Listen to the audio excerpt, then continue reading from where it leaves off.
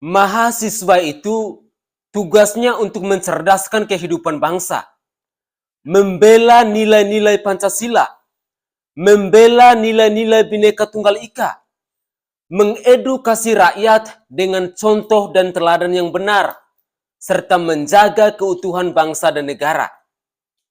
Jangan kalian jadi mahasiswa lalu menjadi pengkhianat rakyat dan perusak bangsa ini.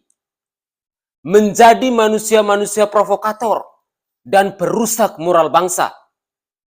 Saya mau tanya kalian-kalian yang katanya BEM UI, yang menuntut Presiden Joko Widodo untuk sidang rakyat. Itu rakyat yang mana? Jangan hanya untuk kepentingan para bohir, lalu kalian mengatasnamakan rakyat.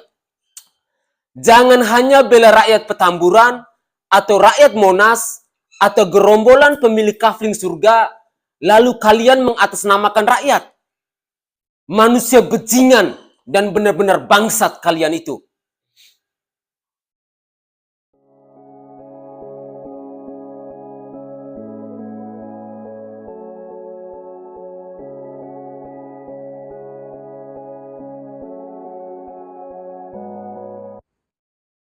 Saudaraku sebangsa dan setanah air, para penonton kanal YouTube-ku yang sangat saya cintai dan sangat saya hormati.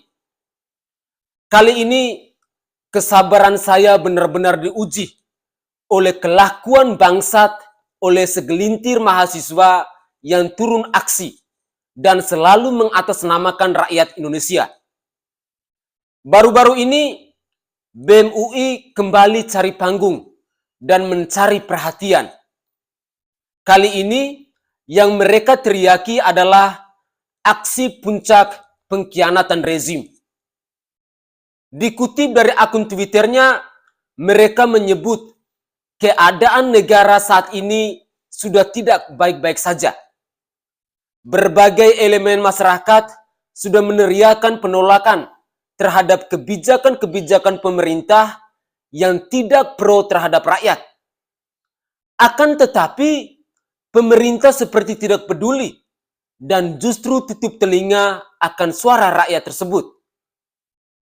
Pada tanggal 30 September 2022 kemarin, Aliansi BEM-SI Kerakyatan melakukan aksi massa puncak pengkhianatan rezim dengan melayangkan beberapa tuntutan.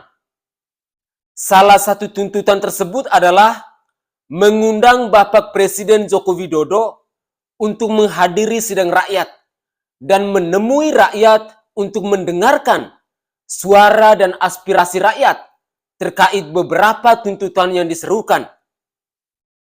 Pertanyaan saya kepada para mahasiswa bangsa dan Otadungu ini, itu sidang rakyat dan rakyat yang mana yang menyelenggarakan sidang tersebut? Jangan dikit-dikit bawa nama rakyat, seolah-olah rakyat Indonesia ini adalah kumpulan manusia-manusia tolol. Manusia-manusia yang tidak punya marwah dan harga diri. Inilah yang saya katakan bahwa kualitas mahasiswa dan oknum-oknum ini benar-benar bangsat. Jangan kalian bela rakyat Petamburan, atau rakyat Monas, atau gerombolan pemilik kafling surga, lalu mengatasnamakan rakyat Indonesia. Situ mahasiswa so mau mewakili rakyat. Woi bangsat, tolong jangan bermuka tembok. Urus diri sendiri saja masih belum mampu. So mau mengurusi rakyat. Anda pikir kami yang rakyat jelata ini goblok seperti Anda? Apakah Anda pikir kami yang rakyat ini bisa kau bayar dengan nasi bungkus itu? Jangan bertingkah sebagai pahlawan, sok-sok membela rakyat. Padahal, apa yang kalian lakukan itu benar-benar munafik. Kalau memang mereka ini benar-benar berbicara atas nama rakyat, sekarang berani nggak mereka memberikan kecaman ke DPR agar RUU perampasan aset koruptor segera disahkan?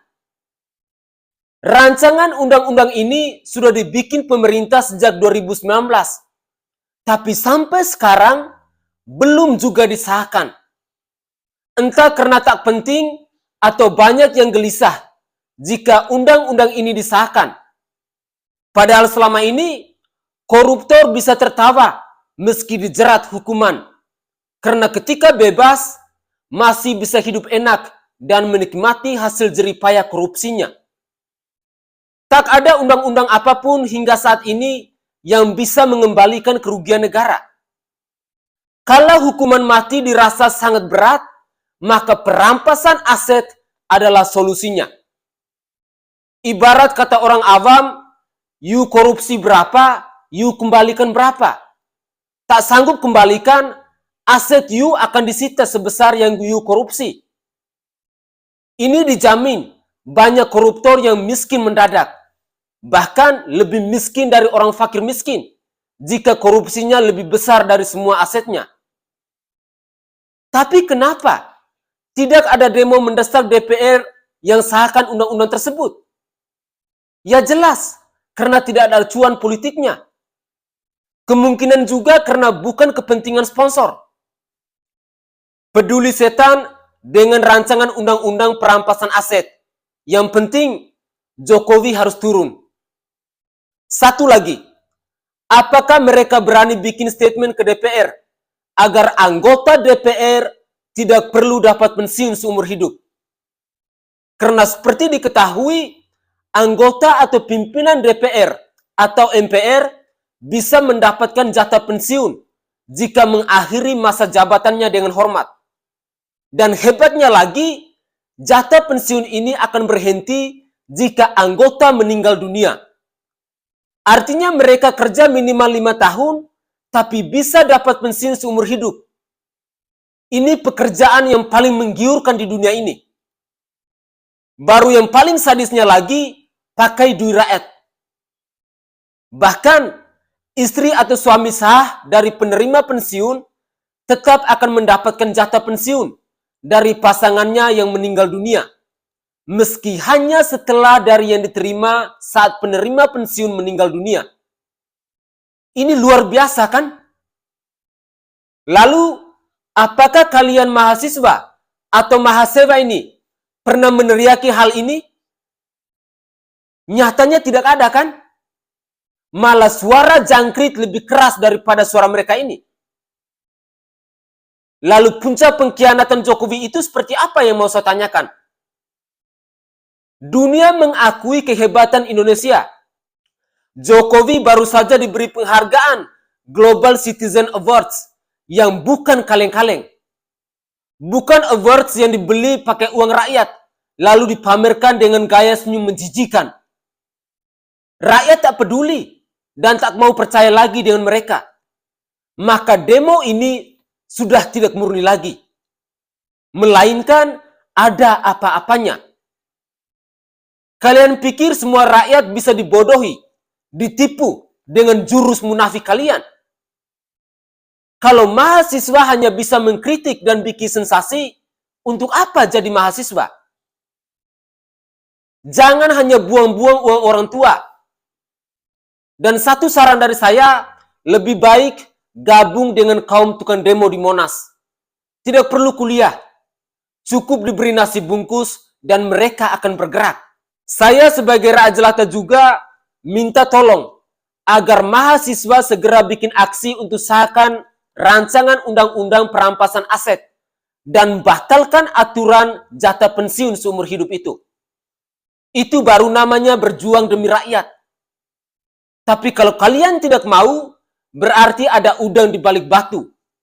Lebih baik diam di rumah atau nongkrong di kafe sambil main game online. Itu jauh lebih terhormat. Tak perlu banyak bacot di jalanan. Bacot di jalanan itu kerjanya kelompok sebelah pemuja nasi bungkus. Bukan kerjaan kalian yang mahasiswa. Finally, gunakan ilmu padi. Semakin berisi, semakin merunduk. Bukan semakin berisi, otak dan pemikiran kalian semakin somplak. Salam waras dari saya, Sainai. Salam hormat untuk kalian semua yang tukang demo dan bikin rusuh di bangsa ini. Salam hormat, salam NKRI, dan salam Nusantara untuk kita semua. Mari kita tetap berpikir kritis dalam menjaga keutuhan bangsa dan negara ini.